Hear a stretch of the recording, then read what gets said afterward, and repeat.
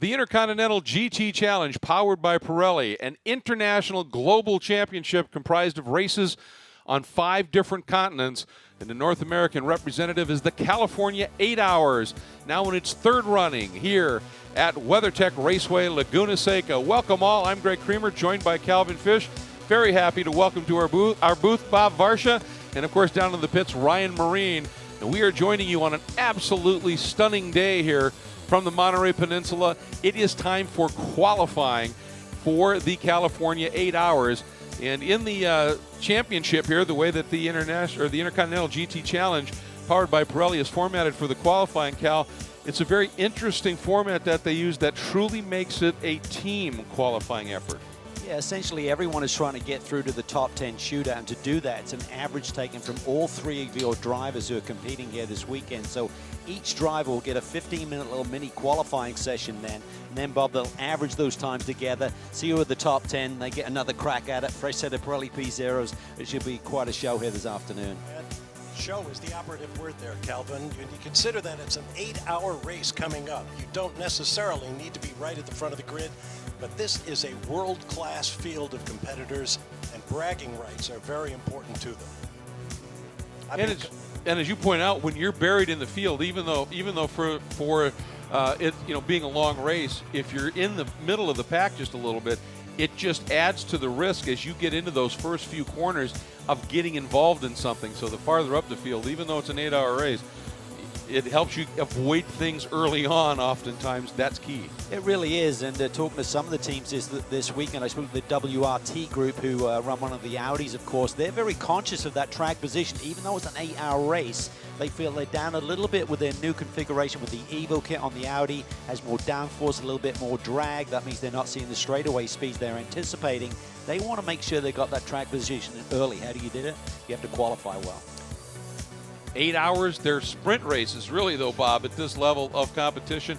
And make no mistakes, folks, the drivers in these cars, this field you're looking at, they're not just world class, they're universal class drivers. It is a stout field of competitors. They're going to be on it for the race from start to finish. Execution has got to be absolutely perfect, and as you said, sometimes if you start 5th, you finish 5th. It's just that fierce. Well, it's a unique concept, the idea that manufacturers do not put factory teams out there. You have factory engineers, you have factory drivers, but they rely on their regional customer teams. 5 races on 5 different continents, the ultimate in GT endurance running. And it's a great privilege to have the American round here at WeatherTech Raceway, Laguna Seca. I've been coming here for over 30 years calling races. It's an absolutely fabulous racetrack, 2.23 miles around, 11 corners, including the one-of-a-kind corkscrew. The drivers love it. They do, and a lot of the drivers that we've talked to that haven't raced here before, they said, we knew it was going to be very different, but then you get here and you have no clue how unique and challenging this track is, and especially you adding cooler weather. This is a track that's low grip to start with. You've got the sand everywhere. These teams, they said you're really up on it a lot. The visuals are always great here, but this year, Greg, running the event earlier in the year with the green grass on the hills, what an impression that makes. And talking to a lot of these, as you said, world-class GT drivers, they said, well, we know the track because we played it on PlayStation, we played it on iRacing. This is one of the drivers' favorites, so they got to grips pretty quickly here this weekend. And this first group of drivers out, and as you pointed out, they'll be out for their session, then they duck in, put the second driver in, then they start the averaging at this point. In that number 912, that is a key car because that is the same driver lineup that won the opening round at the Bathurst 12 Hours, running with Earl Bamber Motorsports. Here, Bob, as you pointed out, using a locally North American team, Wright Motorsports, every bit as good as Earl Bamber or any other team out there. Yeah, and it's an interesting challenge for those teams. They get this trio of great drivers, and there's a lot of pressure to maintain the kind of performance that these factories want to see. Of the 20 teams and cars in this event, only 7 of the lineups are the same 3 drivers that raced in the season's opening round, the legendary Bathurst 12 Hours. A lot of other changes, and that just adds to the mix, if you will. And for some of the teams and manufacturers, they have elected to bring their whole program over. You know you're at an international event when you're walking through the paddock and you don't just see the haulers, you see the big shipping containers. Right. And this is a great one. It's what a joy to have Hub Auto Corsa running their Ferrari. This is a team that is based out of Taiwan that has come over and made the commitment. You're going to see 2 KCMG Nissans. That is a Hong Kong-based team. It has a great history in prototype racing, but have really taken to the GT format. And Cal, here's one of the cars you were talking about, that Audi. And this is the Audi Sport Team WRT machine. Or is that the no? That's the Mount Plus by Land entry that has had a tremendous amount of success in previous California 8 Hours. Yeah, they won here last year. Christopher Haase, one of their drivers, grabbed the Super Bowl twice, so he's unbeaten in qualifying here. And Audi are undefeated here as well. So this is a good suit for this car, as I mentioned earlier. They've got the new Evo kit, which is allowed for the second race of the championship. Because Bathurst occurs so early in the year, the new Porsche was not eligible to compete. The new Evo kit's on the Acura that competes here this weekend, and this Audi Evo kit. This is all new for some of these teams to be competing here for the first time. So this is a really strong car. They're a little bit worried about their straightaway speed, so they want to lay down some quick laps here and be at the sharp end of the grid today. And that's Kelvin van der Linde that just whistled through at a 1:24.4. And in the pre-qualifying session, which is really a second practice session, but just in case some force majeure happened and they couldn't hold qualifying, it would have determined the field. Fastest car was the Honda Team Motul Acura NSX GT3 in the hands of Mario Farnbacher at a 24 flat. So Kelvin van der Linde already right on that pace.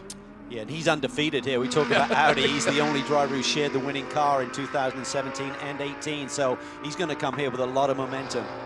He's also the lap record holder, and the lap he just completed before beginning this one was only 4/10 off of his lap record.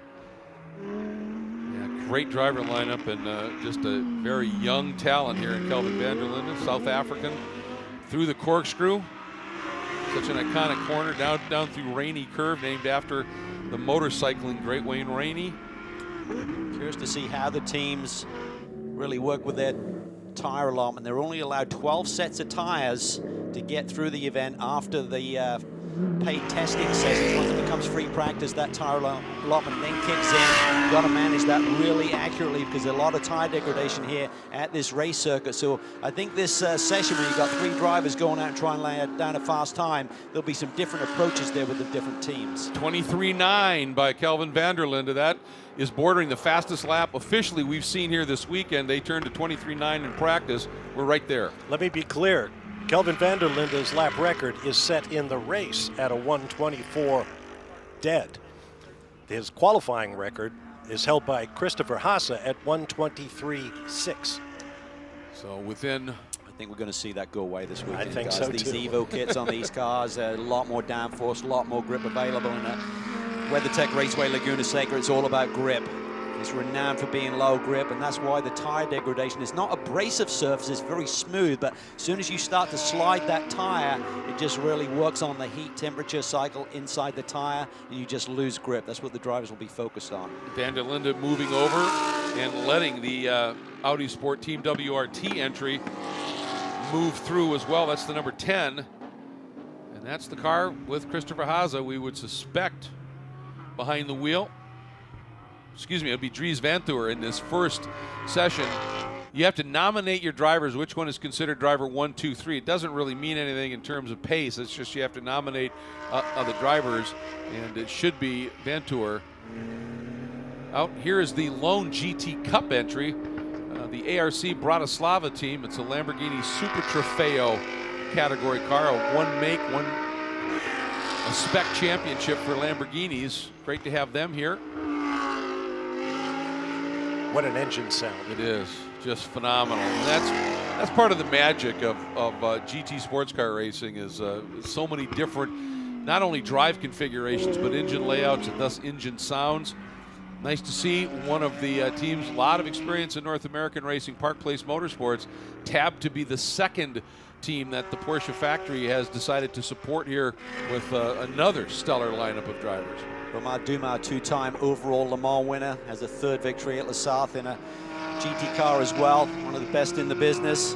He loves racing here in America, has such a strong record here. Trying to lay down a fast lap, flashing his lights there, looking at the traffic. They had some really good pace at the Bathurst 12 hours, but ended up with a problem late in the race that prevented them And that team, from having a good finish there, not Park Place, obviously, said that they're running just here with this lineup. Dirk Werner, though, has taken the 912 to the provisional pole now at a 1:23.923. 34 one-thousandths of a second clear of Vanderlinde this time. Well, I think we're seeing all of the manufacturers really lay down good, quick laps. The key is going to be race pace here, but I think we could have any of the lead manufacturers on the pole here. It's really up for grabs. This Park Place team is based here in America's West Coast, and they have a tremendous data log, if you will, of this racetrack. They've finished on the podium the last 5 times the domestic American Sports Car Series, the IMSA WeatherTech Championship, has been here. Yeah, it's just an amazing record that they have put together at this venue, and I'm sure that's one of the reasons they were chosen, is to have that amount of information. And of course, Wright Motorsports, the 912 car, last year gave Porsche their best ever finish here in the California 8 Hours with the 4th. They too have a good book on this track, and that has got to always play a pretty solid role. Here's the number 108, and it is from the M Sport Bentley team. Kind of an interesting story with a couple of they got new drivers that have been drafted in to this car, and right now in the number 108 is Lucas Ordonez, who has made the move over from a different manufacturer and is giving it a heck of a run. Yeah, 2 really strong pilots. Marcus Paltler, the Finnish driver who's had success here in the States over the years, is also drafted in. The key here is getting these guys, they've been included in the Bentley lineup for the Spa 24-hour race, and just getting them some race mileage is the key to their driver lineups here this weekend. Normally that car would just be carrying the number 8, but you see it's 108. This is Bentley's 100th anniversary year, and so they've decided and got permission to carry a little bit different number for the season, just to salute and tribute a century mark from one of the world's legendary marks. Here's a car that will be really strong here this weekend. Mercedes AMG is really well suited to this track. Seems to work well everywhere. It's just one of those cars that always seems to be in its sweet spot in terms of the braking ability, the compliance if you're on a bumpy track, which this certainly is not, but certainly a low grip track it is. And it just really seems to pick up the grip. I love that yellow livery. Yeah, the 999, beautiful. Oof, there's a little bump there as we watch the KCMG Nissan. That was the number 35. Good to see him teamed up with Buncombe once again. They won the Blancpain Endurance Championship back in 2015 together. And Vantour has taken the number 10 Audi to the top at a 1:23.60. It's got to be close to your lap record there, right, Bob? 1:23.660 is, or was the record. Was it. Goes to Dries Vantour, at least at this stage. Brilliant lap. Almost a quarter of a second clear. Now a big jump by the number 30. That's the Honda T-Modal Acura NSX. Mario Farnbacher puts in a great lap, a 1:23.8, jumps into second. Could be a big statement. We talk about these Evo kits. Certainly the Acura NSX had a strong year last year, winning races here in the US, but this Evo kit, the driver said, is like a totally different race car. The last one was super edgy, never had a really high comfort factor with it. This one just does everything you ask of it. There it is, plunging down the corkscrew. And Mario, of course, a lot of success in racing in North America, including one of the wins you were talking about. He was part of last year in Detroit. So great story there. We were just watching as well Dries Vantour in that amazing lap. Ryan, a 1:23.604, a new lap record. Yeah, thank you very much, Greg. Just checked in with the Monteplasche by Land guys about what their strategy might be, and it seems like the consensus is as long as you're safe in the top 10, there's really no reason to go out and run on these tires. Tire preservation, really critical and part of the thought process here in qualifying, as you guys have alluded to. Absolutely. Farnbacher went a little bit quicker there, Greg. Went a 10th quicker, but not enough to snag the pole away from Vantour. Now he seems to be slowing down a little bit. Just maybe easing off. Traffic up ahead. I'm curious to see what these teams do with the strategy. They can change tires between the various drivers, but still got to work with that tire allotment. If you do make the Super Pole, you get an extra set to do that session with. Now we're just on a cool-off lap here. One of the cars that is still out there as we watch this number 18 KCMG Nissan. That is the Eduardo Liberati. giving it a good run now, sits in the 6th spot. Surprised to see Christian Krunias in the number 34 Wackenhorst BMW back as far as he was really, really quick in one of the practice sessions in particular. Tomczak's just a little bit quicker in the Schnitzer BMW, is lining up 7th right now. Both those teams are getting a little bit of support from the Bobby Rahal Group, RLL, that runs here obviously in the United States, so all of the support equipment and is being provided by them. Time is running out in this session rapidly, just a couple of minutes to go, so will Farnbacher stay out there and try and find a clear lap and lay one down? I know they'd love to make a statement and grab that top spot, even though it's just session number 1 of 3 here. Krunias does improve now, jumps up into the 6th spot with a good lap. Solid run too by the number 27. That's that Hub Auto Corsa Ferrari in the hands of Tim Slade, the number 27. He has put together a time at a 1:24.046 up into the top 5 as we hop on board with Gary Paffett. Two-time DTM champ, Bob. Great you know minds him think well. as one. Oh, yeah. Just switched over to the Formula E championship that you cover. Yep, working with the HWA Race Lab team, gathering information for the arrival of Mercedes next year when HWA Race Lab will become the Mercedes factory representative. Porsche coming as well. We have the big 4 German brands in this race. We'll have them in FIA Formula E next year. You know, to me, I think one of the amazing stories for Gary Paffett is how long he has been a top flight driver. You said reigning DTM champion. He's won 2. The other one he got in 2005. Yeah. 13 years between championships. But great to when Mercedes pulled out last year. That was wonderful for Gary to clinch that championship. Yes. And he's managed by Mark Blundell, who's actually making a racing comeback of his own next week in the British Touring Car Championship. So all the best to Marky boy. Don't know what he's thinking, but Yeah, I was about to say, is there a senior league? Watching Katsumasa Chiyo here. He's long time affiliated with KCMG. 10th at Bathurst this year. 8th at the Dubai 24. Not part of this championship, but obviously a really solid one. You mentioned a former champ in BES, Blancpain Endurance Championship, and of course a standout in Super GT.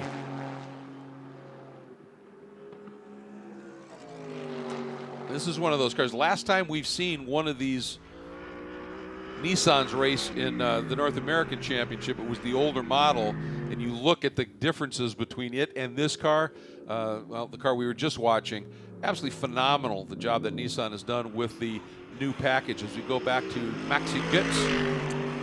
right now he's the fastest Merc in the field at 6. Can he improve on that with this lap? Doesn't look like he does. So we talk about 1 lap pace versus race stints. Everyone expects the Mercedes to maybe be the teams to beat, but right now their fastest driver is in the 6th position. Is that right, Greg? Correct. Yep. Yep. And what a story it is right now. And you take a look here in the top 6, 5 different manufacturers. Clearly, the BOP, as they say, is absolutely spot on. So when you laid a nice run there in the 27 car, 5th. It's the yellow Ferrari. Supercar driver, V8 supercars, I always like to call it, but I keep getting corrected by my Aussie teammate Lee Diffley. They're supercars, mate.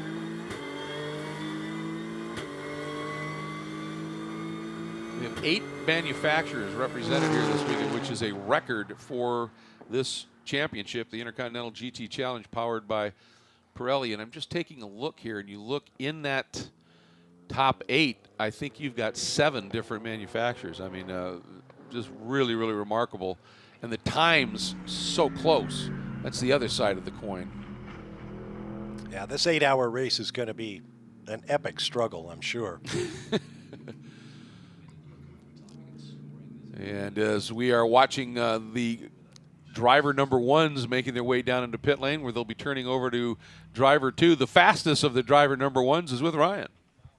Yep, let's chat in with Dries Van Thor. Just got out of the car a moment ago. Fastest in that first session of qualifying. So that's good. What can you tell your teammates about the car, and what changes might the team be making to make it just that little bit faster? Not too much, hopefully. No, it's been going well. It was a good session for us. It's still 2 sessions to go, so it's tempting to see how my other 2 teammates will do it. But yeah, the car is running well, so hopefully we can stay in the top 5 and at least go to the top 10 shootout. It was not the start to the Intercontinental GT Challenge for Audi that you guys would have liked going back to Bathurst. So how important is it to rebound and have a good outing here at WeatherTech Raceway Laguna Seca? Yeah, it's of course really important for us. You know, we have to bounce back here and show that we want to fight for the whole championship, and you know, that's what we're going to try to do, and that's our goal. So let's see if we can establish that on Saturday. Thanks for the time. Thank you. Thanks. Dries vanEur is an interesting young man. I believe he's 20 years old right now. Back when he was about 17, he decided to abandon, and Calvin, you can correct me on this, the dream of every young European driver, single-seater, make your way to Formula One. But he saw his older brother, Laurens vanEur, have tremendous success in sports and GT cars, and he decided, that's what I want to do as well. He also saw his Belgian countryman, Stoffel van Doorn, struggle on his way to Formula One, and he thought, well, maybe there's another way. Well, I think a large part of it is it's just playing the odds. And Right. the odds of you getting a long career in F1 to be a paid driver a lot less than it would be with aligning with a factory in sports car racing. I mean, Pat Long here in the United States is one of the great stories when he was trying that open wheel ladder in Europe, and he got the offer from Porsche, and he told me, he said, I checked with a number of people and said, well, I want to get to F1, but what do you think? And they went, it's a no-brainer. You get a mark like Porsche that wants to make you a factory driver, and he's been one now for decades, and it's just phenomenal. Yeah, America's only Porsche factory driver. Look at that monoplace by land entry, and that's just a team that really has embraced their North American program. You know, you think of some of the teams that race in Europe and then they ship everything over. They didn't go that route. They've got their own North American base for all of the racing that they do on this side, and they tend to incorporate themselves with people that really understand North American racing as well. Yeah, with the Star Works operation and Peter Barron, I mean, he pulled a rabbit out of his hat here last year to win that event by rolling one of his drivers through pit lane to reset that minimum drive time or maximum drive time stint length, and that was the winning move last year. So they've got a great guy in terms of the strategy and knowing all of the ropes. Look at the KCMG, which is KC Motorsports Group crew, Hong Kong-based team. And as I said, this was a team. I think this speaks, you know, of the reputation of the SRO GT racing concept.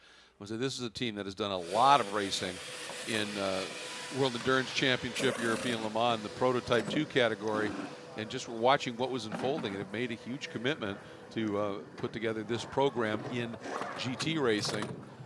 And it's great to have them running here full force with two cars.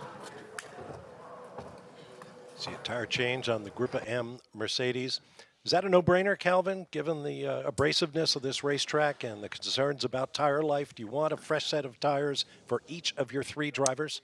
Well, I think the key is you want to be in that top 10, so you can't afford to get, we see it in Formula One where they try and save a set and then they suddenly find everyone goes quick at the end of a session. This is all about that tire allocation and managing that. If you can sneak through by maybe just using two sets or one set, that's a huge advantage, and then you get that extra set, but you don't want to be 11th or 12th and not get that extra set for the Super Pole Shootout. So I think people take different approaches here, Bob, depending on how the car's handling, how much tire deg they've got, how many laps their first driver did on that initial stint.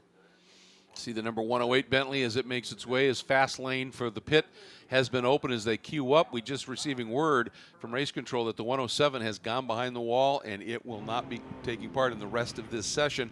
Some sort of a problem. The car was well down the order in this first qualifying. They did an engine change, I believe, yesterday. I spoke to Stephen Kane late in the day. I said, why are you having a cup of tea? You should be on the racetrack. He said, working on the race car, mate. So they've got some kind of technical issue going on with that second M Sport Bentley. Tristan Vautier, it looks like. Going through the motions, just simulating here. Eyes closed. Visualizing the lap. Reigning drivers champion is Tristan Vautier. Crazy that he didn't compete at Bathurst, was intending to, and suddenly the entry didn't materialize. But he's happy. He's here this year with some really strong teammates. He said, this is going to be a heck of a championship, even though I missed the initial round. And he's a busy boy. He's going to run at the Nürburgring. He's got a full-time ride here in prototypes here in the USA as well. He's definitely an all-rounder, isn't he? He's rapid. He really is. One of the quickest guys in the paddock. All right, second qualifying session for the second nominated driver in the car. Problem for the Bentley. Bentley's not moving. Everyone's probably going to try and get around him if they're not too tight. Vervish just makes the move there. I hate to even refer to it, but Bentley's parked at pit out. The problems that they had at Bathurst, not a good sign. And as this is just starting to get up and underway, we were queuing up here, and that car is still sitting. So this is a big development. Driver behind the wheel is Marcus Paltala. There we go. All right, there it comes to Recycled life. the electrics and Boom. Loaded up with fuel, something that stoked the fire though. Off he goes. He's very excited. He had a full-time ride with Lexus, which went away at the last minute. Saw him at the drivers' meeting yesterday, but he said, I got some great rides and some new opportunities, and I think they'll make the most of those. He's had some brilliant performances here in the States. Co-drove most of the year back in 2014 with Dan Cameron, who won a GTD championship here in the States, and Marcus was alongside for many of those victories that year. Out in the number 10, the car that's currently sits atop the order now, Frederick Vervish. In the number 10 Audi Sport Team WRT entry.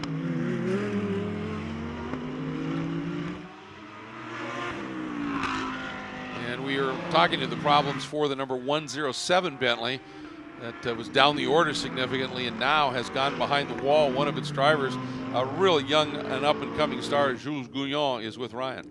Yeah, not the start to the afternoon that you were looking for, I'm sure. I know the car was having some problems yesterday. First of all, what happened in that last session, and might they be related to what you've been dealing with?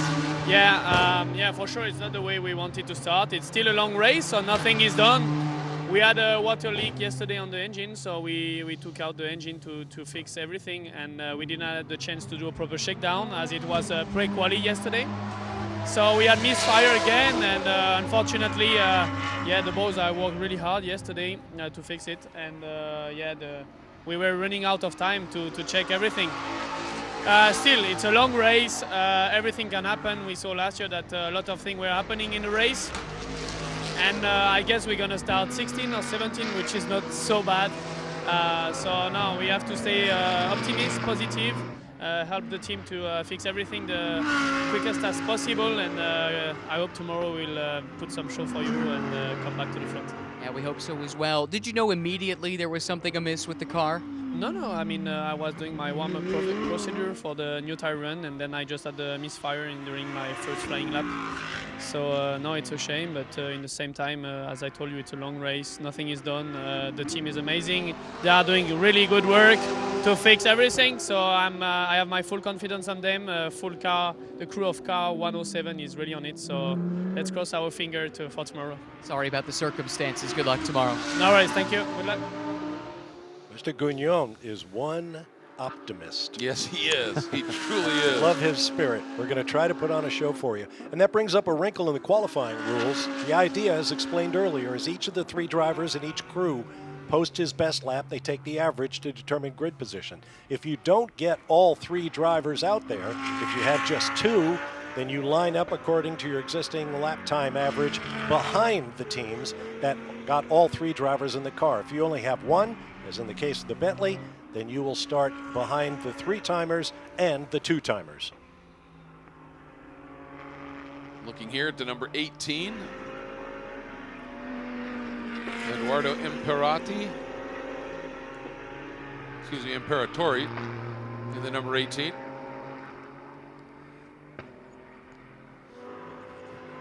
Beautiful looking race car. Really is.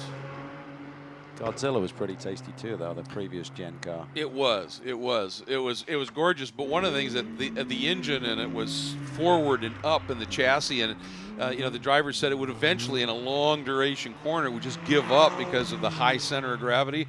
When I walked over to take a look at this one, they had the hood up. You couldn't see the engine. It was down and so far back in that chassis. And that's all part of lowering that center of gravity and getting it truly to be more centered. Same with the Bentleys. As Calvin mentioned, the 107 car did an engine change. I was walking by the garage earlier, and I thought, the engines are out of both cars. And I looked inside. No, they're down there, and they're set back. It's really remarkable engineering. It is, and yeah, with the Bentley moving the driver's position back, I mean, everything trying to get that weight distribution right where it should be. And they said one of the things, the car now, it was at its best in high downforce fast corners and was really a handful in the tight, twisty stuff, and they said it's really good there. And one of the trade-offs, they said the car was real draggy. We had a lot amount of downforce. With the new generation of the car, so we've actually traded a little bit of that downforce to get rid of some of the drag. And they said, but it makes up for it so much now in the slower corners that we really feel we've got an overall extremely strong weapon. And Paltala out in the number 8. Done a nice job. He really feels comfortable in this car, Bob. Excuse me. He did a couple of test sessions with it, so these are not his first laps in this car, even though he is a new Bentley boy. And he said it's a good car. I think this is a racetrack that doesn't particularly suit the Bentleys. We've seen them struggle here the past couple of years. It's all about grip, and particularly with this car, it's about traction. Certainly later in the run, listening to the car trackside yesterday, it's really in at the TC, the traction control a lot, not just in the hairpins and accelerating off. In the medium speed corners, you can hear it kicking in, and that certainly controls the car, but at the same time, you're taking power away. When they first rolled out the idea to go GT racing in a Bentley, I think a lot of eyebrows went up. Are you kidding? In a Bentley? But the Continental GT3 has had success. Right now in session 2, nobody able to yet get into the 123s. And as I say that, Foster puts together a great lap in the number 20 Hub Auto Corsa Ferrari, turns a 123.932 and moves up with the average now up into second behind the number 10 Audi. The 108 Bentley we're following of Paltala currently sitting in the 6th spot overall on the average. Paltala just working up to really putting together a fast lap. I'll tell you what, if that Ferrari could grab the pole, that'd be a huge surprise here. I mean, I think everyone respects this team and the job that they're doing. But I think for those guys to come in here and be in with a sniff of the pole, they're right there right now, second when you combine the times from the first and second session so far. This team has had poles in other Intercontinental GT Challenge events, so certainly capable. And they've drafted in a driver with a lot of success here in the North American Championship in Miguel Molina, the defending Sprint X champions in the North American Championship, and in fact, a pretty solid weekend at the opener for this year. Yeah, he and Tony Wieland are going after another championship with SRO Motorsports.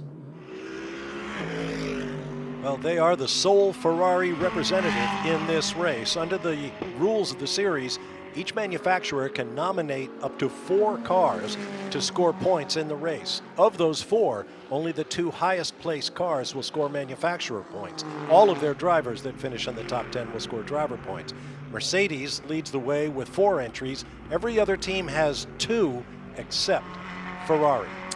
Right but now, they move to the top spot. Foster just laid down a 23.6, which is a little bit slower than Van Toor's time, I believe, by just a few hundredths. But combined, he moves that Ferrari to the top spot. Yeah, Slade turned a 124 flat, and this 123.65, as you pointed out, the average now at 23.852. And boy, here's these margins that we're talking about. The Ferrari's average of the 2 drivers right now, 18 one-thousandths of a second clear of the number 10 WRT Audi, now in the hands of Ravish. And then the 2 Porsches, Dennis Olsen now behind the wheel of the 912, and Sven Mueller behind the wheel of the 911 are 3rd and 4th in the average. And the 29 Land Motorsport Audi in the hands of Christopher Mies now with the average sits in the 5th position. Sven Mueller, another one of these Porsche young drivers. They just seem to, I don't know, it's like a factory they kick these drivers out of, because every one of them is so impressive when they get these opportunities just immediately on the pace. Look at David Brown, who's been a long-time engineer, used to be with the Williams Formula One team back in the days when Senna initially, joined that squad. And, a lot of experience now with Porsche running GT Le Mans cars. He's now in charge of the engineering force on the GT3 cars, and he just said, these young drivers are just simply amazing. They just roll up here, we don't know them, and they just get the job done. Well, when you have a training ground like Carrera Cup and all those national championships, Carrera Cup Deutschland is a biggie, and then you go into Super Cup against the best of the best. When they come through that rank and they're just fast. And speaking of fast, we're on board here with Dennis Olsen, one of the overall winners at Bathurst. Let's enjoy a lap of WeatherTech Raceway Laguna Seca.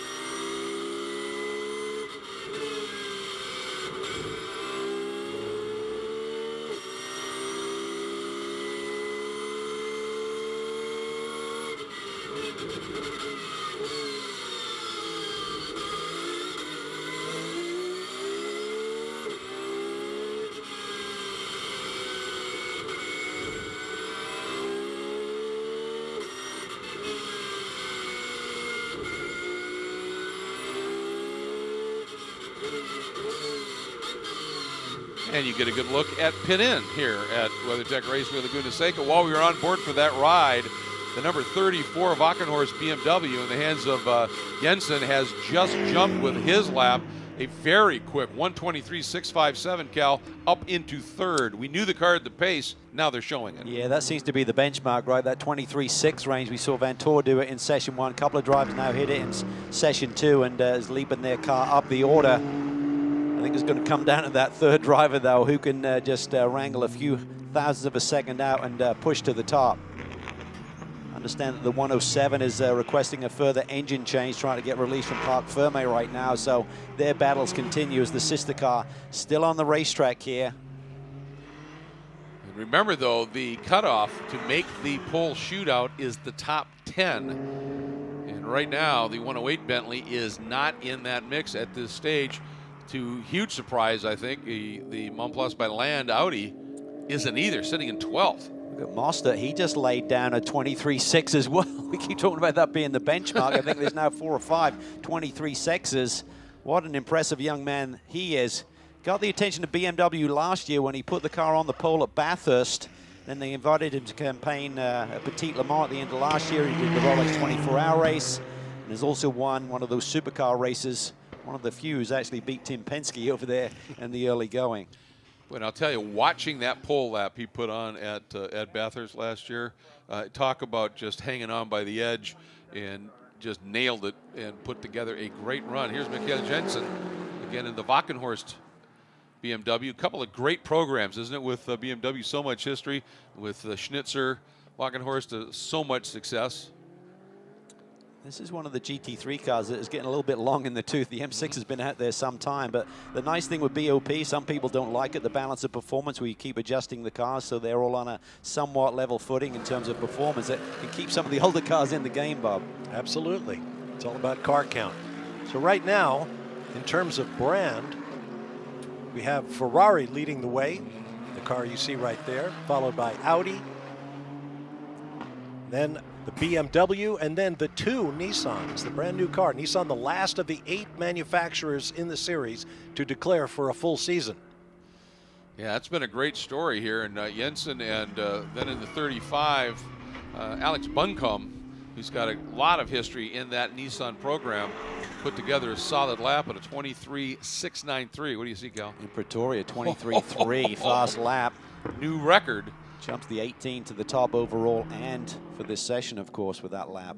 I think at the rate we're going, the average of the top 3 drivers in the leading car is going to be under the old qualifying lap record by a single driver. I think that's entirely possible. Yeah, what a lap, a 23.3, and again, the old record, a 23.6 that was broken by a lower 23.6. That's by 0.3. That's huge. So you look at the 999 Group M Mercedes. This is maybe the biggest surprise for me so far in this session is the, I hate to call it lack of performance from the Mercedes, but no one up at the sharp end right now.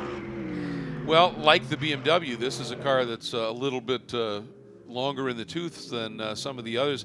It's had such a great history and is so effective, and certainly was in the hunt at Bathurst. They just don't seem to have maybe that raw speed right now, but it's a car that over long stints just doesn't change, just stays fast.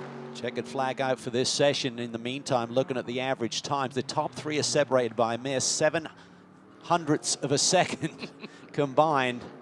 So all to play for in session 3 coming up here in just a few minutes. Yeah, what a mix. Nissan, Ferrari, Audi, BMW, Nissan, Porsche, BMW, Honda, Acura. Yeah. And then the only first of the Mercedes is last year's champ, Vautier. That's one of the Straka cars. 2 cars entered by Group M, the 999 and the 888. And then the 44 and the 43, Straka Racing. This is where the strategy will come in with those tires, Bob. You got to think some people who are on the outside looking in, they've got to throw some fresh rubber here at the driver number 3 and somehow find a really fast lap to leapfrog them up into that top 10. Again, it's an 8-hour race, but some of these teams, Greg, are talking about the fact that track position, you want it all day long, which means you need it at the start. You need it at the start, but there's the extra little bit of motivation to make that pole shootout because you get an extra set of tires as well. And that can pay huge dividends near the end of a race if you've abused most of your allotment of 12, have that extra set available. I think the only restriction on that at all is you can't use that set at the start of the race, but you can use it later in the race at your discretion. And if you need proof of how important fresh tires can be, look no further than round 1 at Bathurst, where Matt Campbell pitted early, got fresh tires. Everybody else pitted in front of him. Yellow flag bunched up the field. Instead of winding up outside the top 10, he's in 5th place on the restarts part, picking guys off, winds up making the winning pass with 10 minutes to go in a 12-hour race. Yeah, it was absolutely spectacular. Well, topping this one for a while in this second session was the number 27 Hub Auto Corsa Ferrari in the hands of Nick Foster arrived.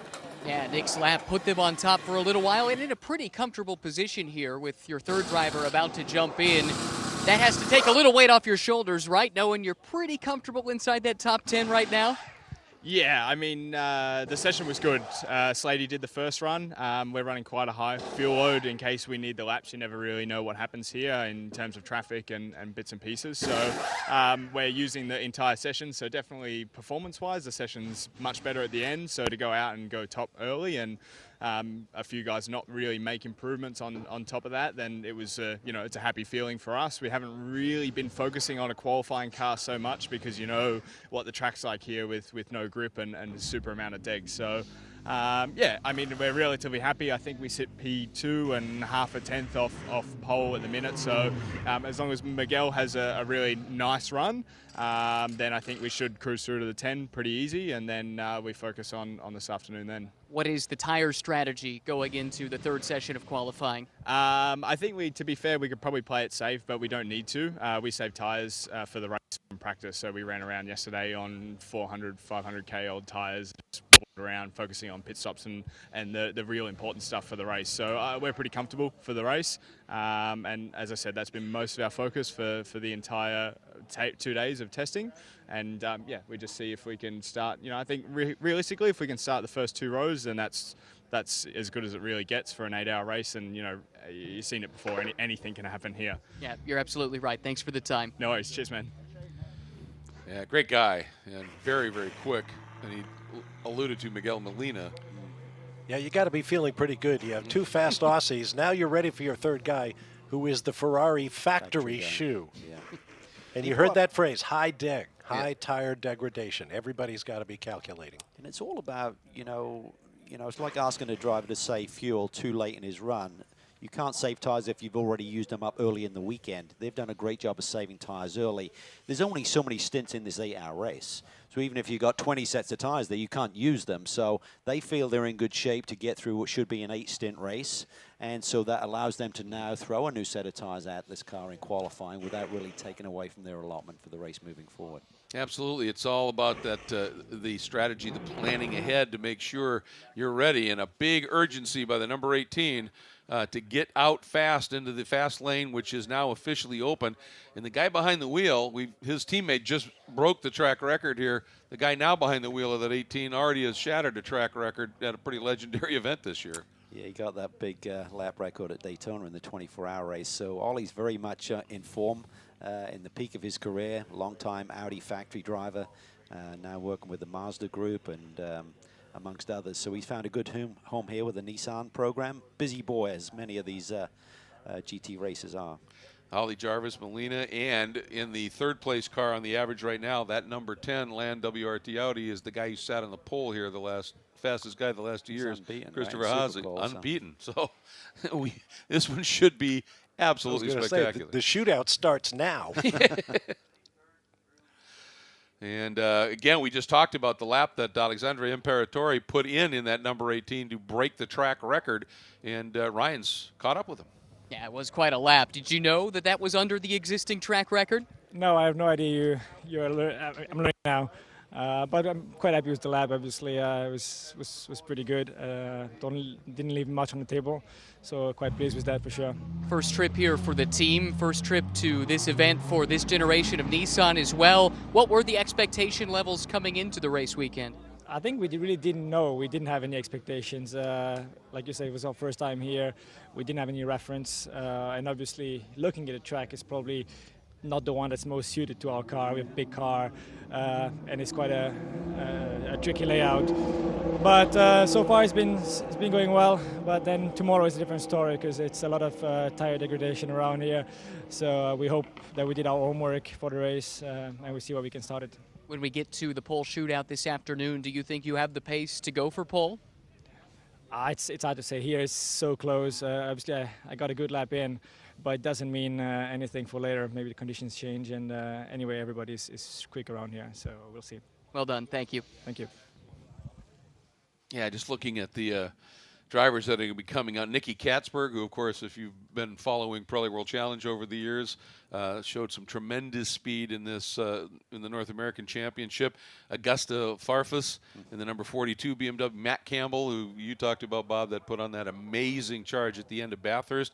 And then the guy who has become known for the Pass 2.0, Renger van der Zande, is going to be coming out in that number 30. Those four drivers have won big races this year already. Katzberg won the VLN round last week. Farfus won at Daytona for BMW. Van der Zande won Daytona. So they're all they've had big victories, and we're only in March. And then Rafael Marcello in the number 999 Group M car, he's not very good. He's not very good. He only had a shot at all 4 championships across Blancpain and Intercontinental GT last year. He did a Formula E test, I think, recently, didn't he, Bob? Marciello? I cannot confirm that. Nor deny it, apparently. So, yeah, interesting. And there we go, green flag. Final qualifying session. When this one is done and the averages are put together, top 10, we'll move on to the pole shootout, which will happen later this afternoon. So out they go. It was funny when we were in the drivers' briefing, and they were talking about track limits up in the corkscrew, and the race director said, "It's easy. It's these tires," and he put up the picture. One guy said, "Where it is? Where they are?" And he went, "Yes, Renger." And that's, of course, and I said to Renger afterwards, I said, "Particular interest on track limits up in the corkscrew?" And he just looked at me and smiled and went, "Yeah, mate." I didn't realize it was Renger who asked that question. Yeah, that's perfect. It was awesome. Yep. The Pass. The Pass 2.0. So the average time right now to beat, a 1:23.804. The margin back to, from the 18 to the number 10, the Nissan to the Audi, 66 1,000ths of a second. And then the second of the Nissans, the number 35, now in the hands of Burden. Just another 10th back. Burden had the fastest lap of Bathurst. So there's pace there as well. Joshua Burden. I did the research, Galvin. Yes, Rafael Marcello did a Formula E test on the official test day following the Marrakesh round. That was in Part January. of the Ferrari Driver Academy. I know he had an association with Sauber for a while as well. So very much one of those young, we talked about drivers making that decision. You talked about Dries Van Tour switching his focus away from single-seater racing to GT. I think Marciello still has his sights kind of on both sides of the fence.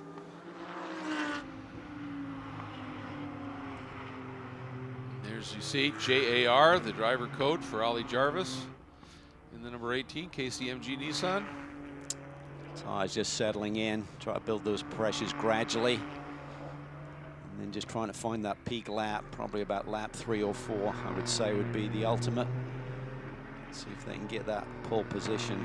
Well, fastest in this qualifying before the pole shootout, of course, but get that top spot. We should make just the note here that there are also 3 GT4 category cars in this session. Currently, topping the order in that category is James Pesic, the number 41 PF Racing Mustang. Second is the number 67 Racers Group Porsche of Chris Belomo, and third is the number 113, the JHC Jorgensen by SRO Motorsport entry of John Miller. That's one of the BMWs in the field. We also have a lone GT Cup entry. It's the 88 Lamborghini from ARC Bratislava. Mikuláško is going to be the driver out in this session with that car. So we keep tabs on how things are going in those efforts as well. It's a Slovakian effort. Is it a surprise that a GTC car is leading the GT4 entries? Not so much, I don't think. Just those cars, while they don't have the GT Cup cars and the Lamborghini Super Trofeo doesn't have the downforce of a GT3 car, it's actually got, in many cases, better straight line speed.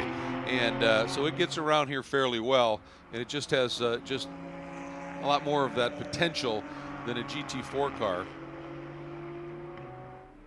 And when you take a look at the numbers, just the fact that the GT4 cars are as close as they are to that car says a lot about that performance for the GT4 teams. Number 911, Mathieu Jaminet, gentlemanly moving out of the way here. Starting to see some faster sector times rolling through the screen, so I think within another couple of minutes we could see some laps that may have an effect on the overall order. There's a look at Renger and the Honda T-Modal Acura NSX GT3. He's got himself a nice clear piece of racetrack. At this stage, he can hang on to that and put his flyer together next one. Really busy driver running in the World Endurance Championship with the Dragon Speed team in the P1 category. Wayne Taylor Racing here as well. Run at the Nürburgring, I think with Mercedes. Obviously, these races when the schedule doesn't conflict. He's been somebody every category that he's set foot in. He's done something fairly early to impress. Remember when he stepped into the first time in World Challenge in GT back in the day when Ryan Dial had a conflict and they brought Renger in and he was immediately super fast. Fun character too. Oh, character is the right word, isn't it? All right, here he goes. He's got lots of track. I think this would be a good flyer. See the radar gun readout on top of the crossover bridge, about 135 miles an hour at start finish.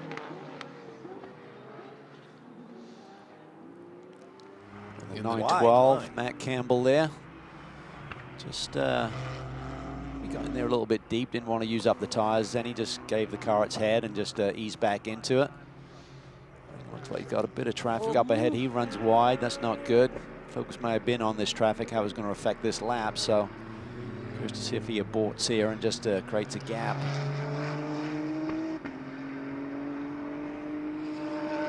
Nice job there, and I think that was the Schnitzer BMW. It should be Farfus behind the wheel, I think, for this third segment.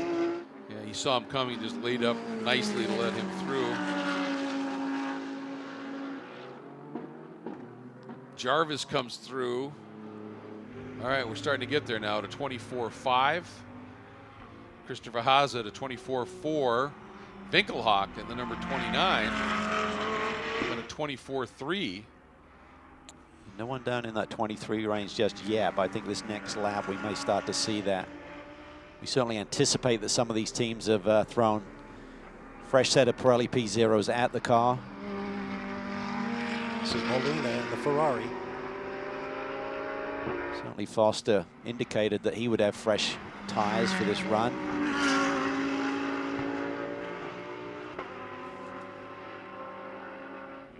Up to the corkscrew. Uphill, that's the peak, and then you're downhill the rest of the way to turn 11. Boy, you run just the slightest bit wide there, and the angles get weird, and that car just crunches down. It's about 180-foot drop right down to the... Yeah, just phenomenal. See what this is here. One of the Audis ducks in.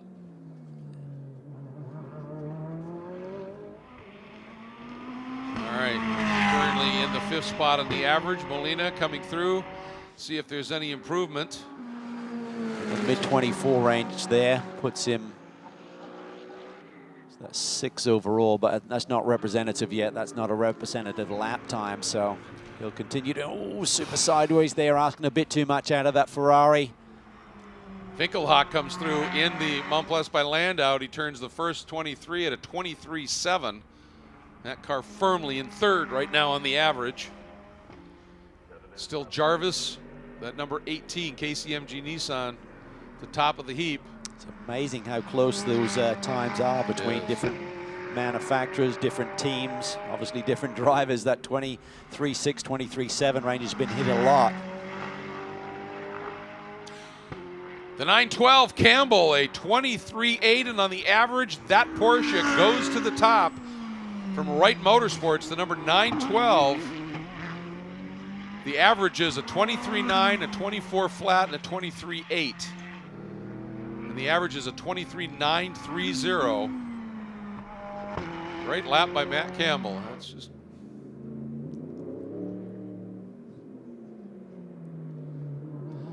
Just want to remind everybody that when you see a time come up on our coverage screen here, it's for this session. We'll keep you updated on the average. The time that comes up on the screen here is for this 3rd session. Molina just laid down a 24.1. That puts him 2nd overall with his teammates. I don't think the game is going to end there. And that was with a big sideways moment. Yeah, it was not a great lap by any stretch. So that puts the 18 Nissan down to 3rd. Mathieu Jaminet jumps to 3rd in the 911 Park Place Porsche, 23.5. Fast lap. Fast lap of the day, new track record. Oh, excuse me, no, Imperatori ran a 23.3, didn't he? Yes, he did, right. Imperatori. Top 3 now covered by 57, top 4 by 59 thousandths of a second, and the top 5 by a 10th. And Farfus to the top, takes the BMW, the number 42, at a 23.6. Yeah, and there may be some more speed left in that. His teammate was a few hundredths quicker in session number 2. Mostert, so. Van der Zande had just turned a great lap and moved them on the average up into the top 4. Got pushed out with that great lap by Farfus, another guy that put in a great lap. We had talked about Jaminet. Now Katzberg, a 23.6 in the number 34. BMW 1-2. Boy, they are looking stout, aren't they? Let's not forget, this really doesn't mean much. You just want to be locked into that top 10. You need to make it through to that pole shootout. But those times should put those guys safe, I believe, but it's very tight there in the top 10. On average, they're only separated by a couple of tenths between 1st and 10th position right now. Molina jumps up with the average. The Hub Auto Corsa Ferrari now, the average down to a 123.82. Miguel Molina. Boy, that onboard shot gave you a great view of the track ahead and how the approach to the corkscrew is basically blind. You have to come over a brow. I agree, Bob, and I found it very difficult when you're following someone closely coming up over that brow with someone right in front of you. It's hard to hit your brake mark, hard to turn into the corner with the road literally falling away. New fastest lap by Jaminet, 23.22. That's a record. New track record for Jaminet. First time at the racetrack. Not too shabby. Kid's a quick study. He really is. Boy, Campbell putting in another great lap as well, a 23.5 to and Purple in sector 3. which is essentially the climb up the Rahal straightaway before the corkscrew to the finish line, is where that Sector 3 is managed and measured. Let's look at number 42 of Augusto Farfus, that not long ago was up at the top. Now they sit 6th. Such has been the churn, if you will.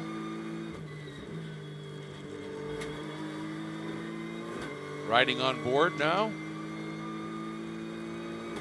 To number 35, Joshua Burton.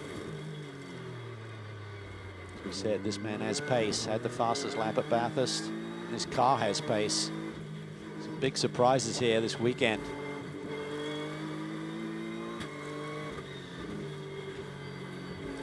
Well, it's interesting, isn't it? You had Ollie Jarvis come out, turned a 23.6. Imperatori had a 23.3, but the first session, the lap was a 20. Jarvis is going to jump There it up. goes. Yeah, He I was just going to say, I was looking at the lap times. That doesn't measure up. He's down in like 8th, and now he leaps to the top. So it takes a while for all of the averages to cycle through, and that Nissan is back on top. So it's Nissan, Ferrari, and the number 34. BMW, from Porsche, Valkenhorst, yep. Mercedes now up into the top 6 with Marciello performing his magic. 23.59, yeah, he is quick. He is going to be some of those cars and drivers that are just outside that top 10. You got Williamson in the number 44 Mercedes AMG. Just needs like half a tenth. And Haase. Yeah. That's a huge story. Yes, he's unbeaten in Super Pole, but he's got to make it first to Yeah. remain unbeaten. Can't do anything from 12th.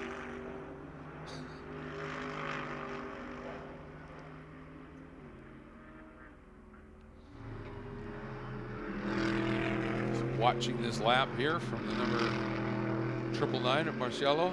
Remember that corner last year, Greg? That was where he got super aggressive in traffic, went to the outside and ended up off the road, lost track position. Like that. And he makes a little mistake there, putting it all on the line.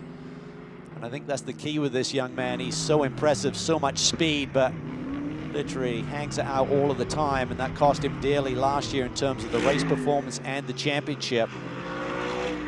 You should go out to turn 6 there and look beyond the tire barrier and see how fast the land drops away down into the Salinas Valley. It'll slow you down. That's why nobody goes and does that. Yeah, right, Before exactly. qualifying. Nobody lines up. I don't need that imagery as I'm pounding up into turn number 6. He's got time left to do another flyer, but does he have any performance left in the tires with that little slip? This is his lap. 23.5 was his best lap, did not improve on that. All right, here we go. These are the Audis. There's the number 29, back in 13th. Marcus Winkelhock. He's in 12th as well. Not what we expected. And they said they were keying in on this qualifying session. They wanted to be not only in the top 10, they wanted the front row at least. Got some work to do with this being their last lap.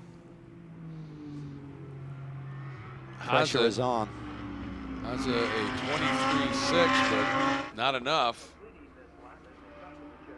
Yeah, that's a really strong lap, but it's still on averages. Well, he's actually going to leap up here, Greg. I don't think it's cycled yet. I think you're right. I think this 10 car should move up. There he does, up to second. So Haase is well inside that top 10.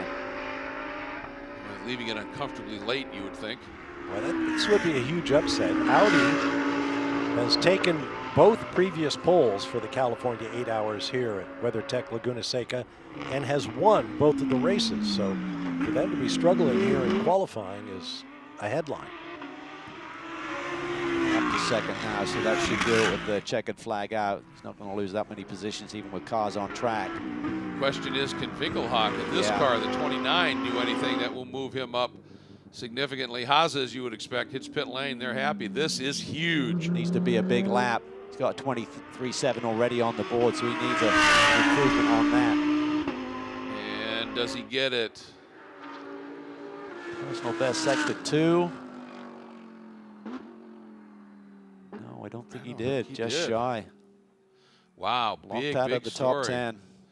But as you talked about, Cal, this car, this latest version of this GT3 Audi they're saying it may not be a one-lap rocket ship. Yeah, they feel the car's strong. It's really got great downforce, which you need here at WeatherTech Raceway Laguna Seca, but they need the track position. They were really keen on that. So the 10 car looking pretty good, 29 locked out, a lot of work to do. All right, let's get down to Ryan, who I believe has Mathieu Jaminet, the new track record holder.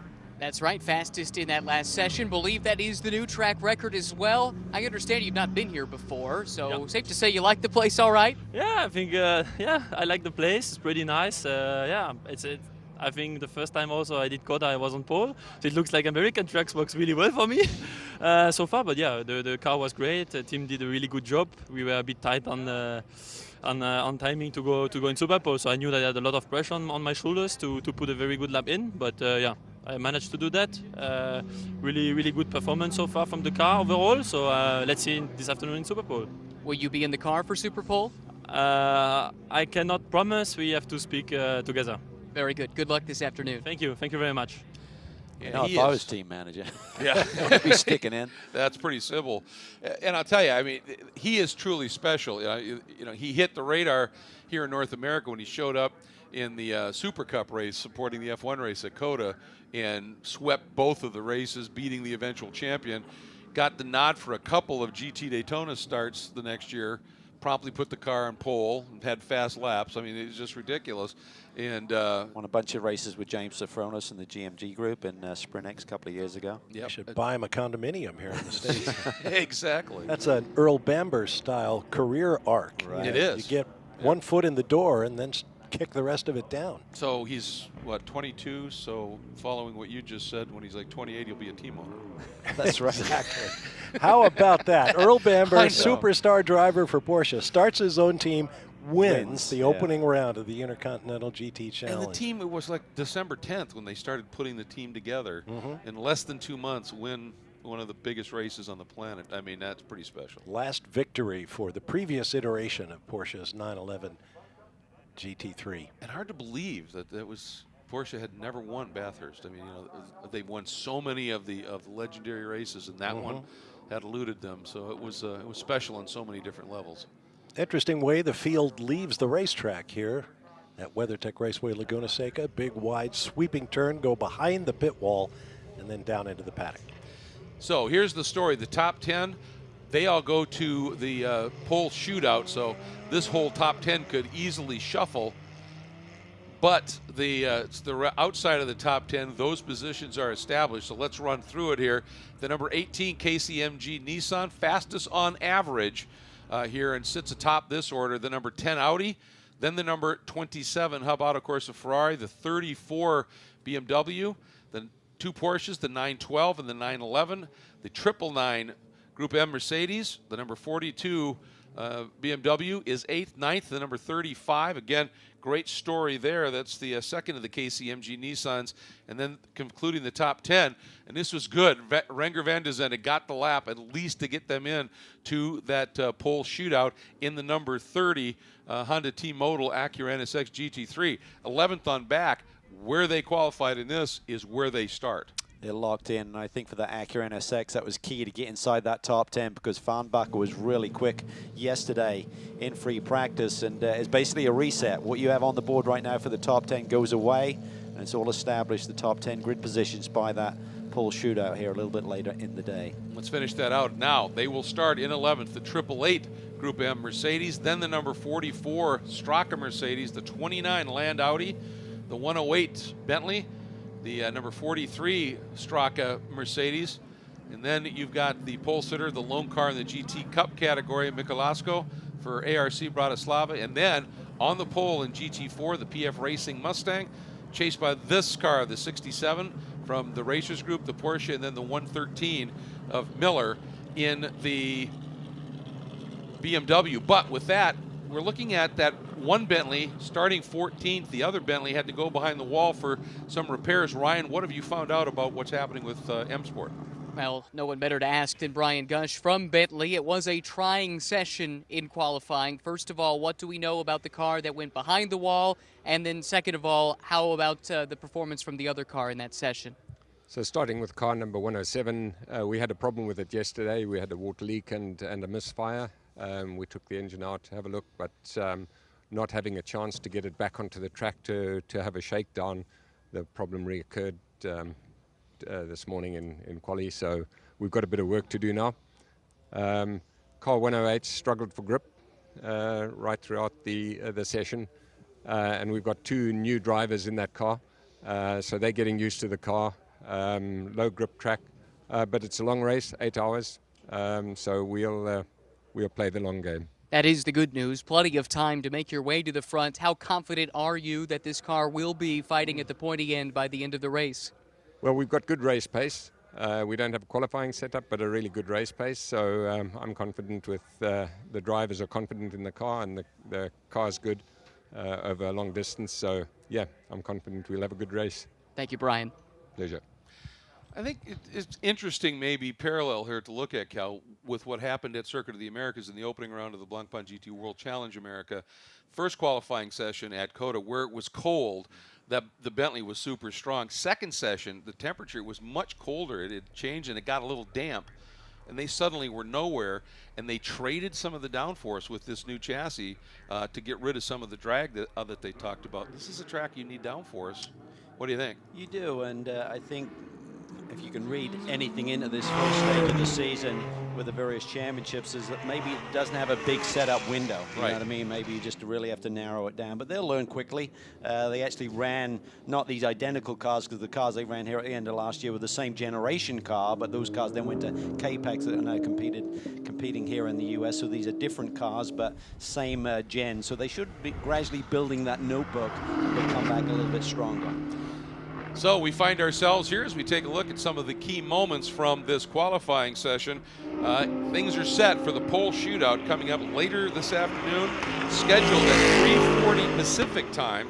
3:40 Pacific time here. Make sure you join us for that call, and watching some of the drivers here that were just wringing the necks out of these machines, and looking forward to being back here for that pole shootout. Gentlemen, fascinating session. It really was, and some nice surprises, and I'm sure there's some disappointment down there as well. Teams like Land and big operations not making that top 10 shootout, but a lot of manufacturers very much in the game. So the session at its end. We look forward to coming back and bringing you that pole shootout a little bit later.